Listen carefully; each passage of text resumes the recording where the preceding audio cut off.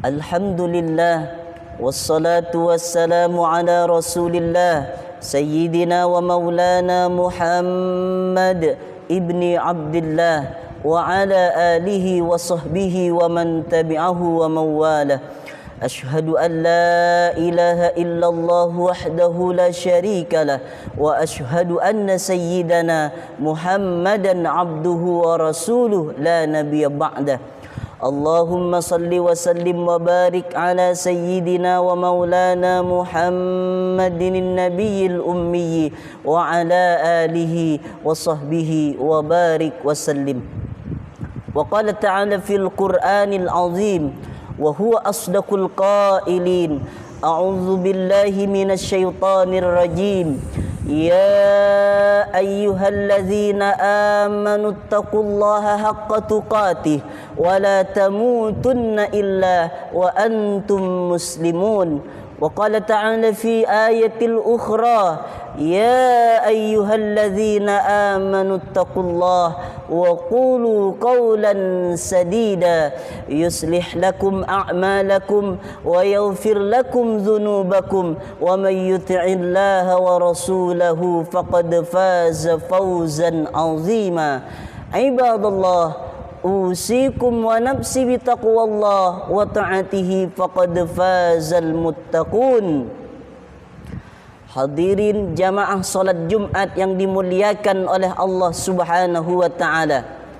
Dalam sebuah hadis bisa kita temukan dalam kitab Daqaiqu al-Akhbar, semakna juga dalam kitab Sunan At-Tirmizi juz 4 halaman 639.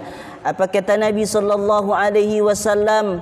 Kubur itu memanggil kita dalam sehari 5 kali panggilan. Dalam hadis khamsa marratin, dalam hadis yang lain sab'a marratin. Akan tetapi panggilan kubur itu tidak sampai kepada telinga kita. Apa panggilan kubur yang pertama kepada kita? Ana baitul wahdah. Aku ini adalah rumah sendirian. Hei manusia, calon-calon penghuniku, aku ini adalah rumah sendirian. Bawalah temanmu dari dunia. Faj'al laka mu'nisan, kata kubur. Bawa teman dari dunia. Dengan apa teman yang mesti kita bawa dari dunia? Biqiraatil Qur'an, dengan memperbanyak membaca Al-Quran. Kita tentu menyadari Al-Quran adalah pedoman hidup bagi manusia yang beriman kepada Allah Subhanahu wa ta'ala.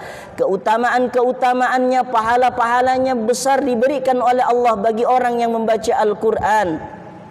Nabi sallallahu alaihi wasallam bersabda, "Man qara'a harfan min kitabillah falahu asyru hasanah." Orang yang membaca Al-Quran satu huruf, maka pahalanya dibalas oleh Allah dengan 10 kebaikan.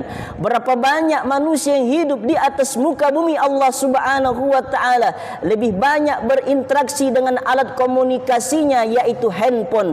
Mereka bisa pegang handphone berjam-jam, sementara Al-Quran mereka sangat jauh sekali, bahkan jarang sekali tidak mau berinteraksi dengan firman-firmannya Allah Subhanahu wa ta'ala. Nabi sallallahu alaihi wasallam bersabda,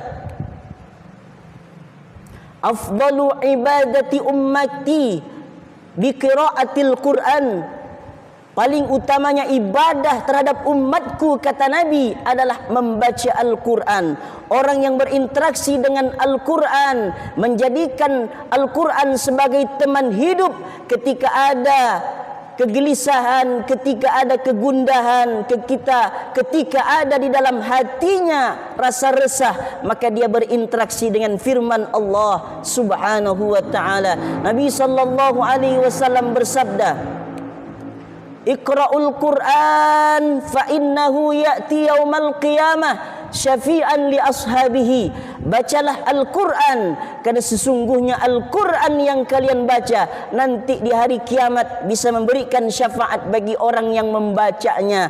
Maka oleh karena itu kubur memanggil kita, ana baitul wahdah, aku ini adalah rumah sendirian. Faj'al laka mu'nisan biqiraatil Qur'an, bawalah teman di dunia dengan perbanyak membaca Al-Quran. Ini panggilan kubur yang pertama.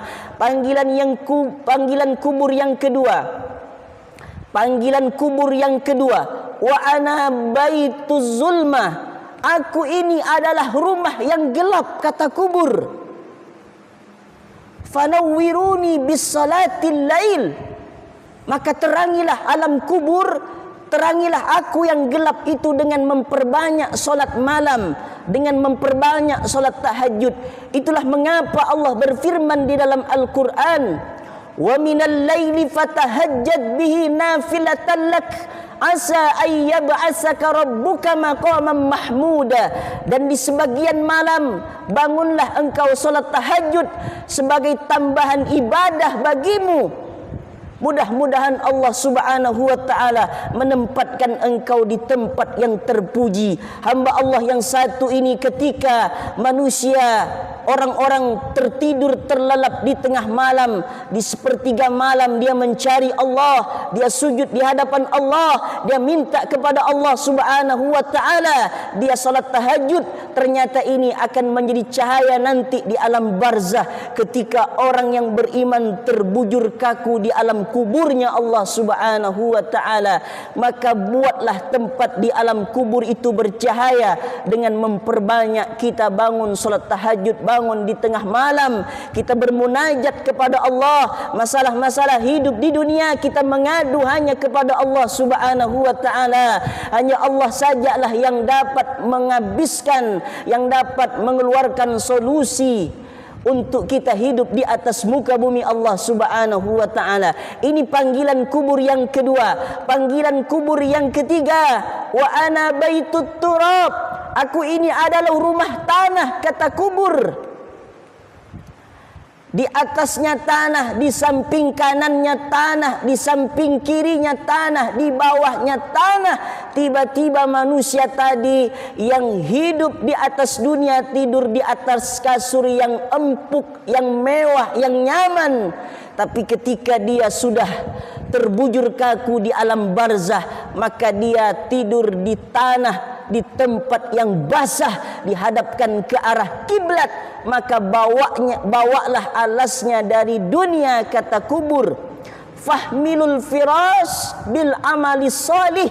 Bawalah alasmu dari dunia, kata kubur, dengan memperbanyak amal soleh. Hari ini kita bisa mendengarkan khutbah Jumat, maka itu akan menjadi penolong nanti di hadapan Allah subhanahu wa ta'ala. Hari ini kita bisa membaca Al-Quran, bacalah Al-Quran. Hari ini kita bisa salat fardu berjamaah, salat fardulah berjamaah, karena pahalanya sangat luar biasa di hadapan Allah subhanahu wa ta'ala. As-salatul jama'ati min salatil fadhi bi 27 darajah.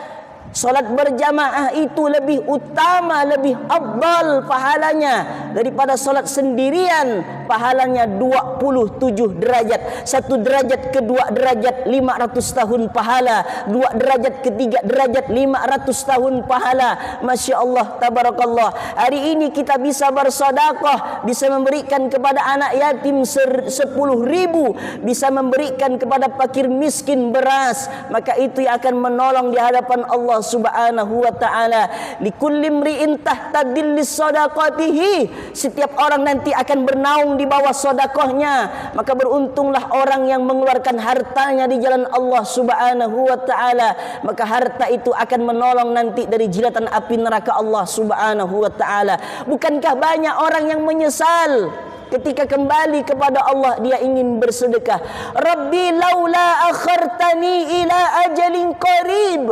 Ya Allah, beri masa aku sebentar saja ya Allah. Fa as-saddaqa, aku ingin bersedekah. Ternyata dia minta untuk hidup di dunia, bukan ingin ketemu dengan keluarganya, bukan ingin menikmati kekayaannya, bukan ingin menempati rumahnya yang mewah, tetapi dia ingin kembali ke dunia untuk bersedekah, beramal soleh di hadapan Allah subhanahu wa ta'ala. Panggilan kubur yang ketiga, wa ana baitut turab. Aku ini adalah rumah tanah, maka bawa alasnya dari dunia. Fahmilul firas bil amali salih. Memperbanyak amal soleh di hadapan Allah subhanahu wa ta'ala. Panggilan kubur yang keempat,